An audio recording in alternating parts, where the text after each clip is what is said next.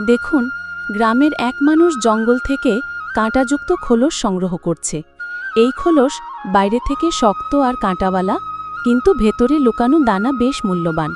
সে পা দিয়ে খোলস ফাটায় আর ভেতর থেকে বাদামি রঙের গিরি বের হয়ে আসে।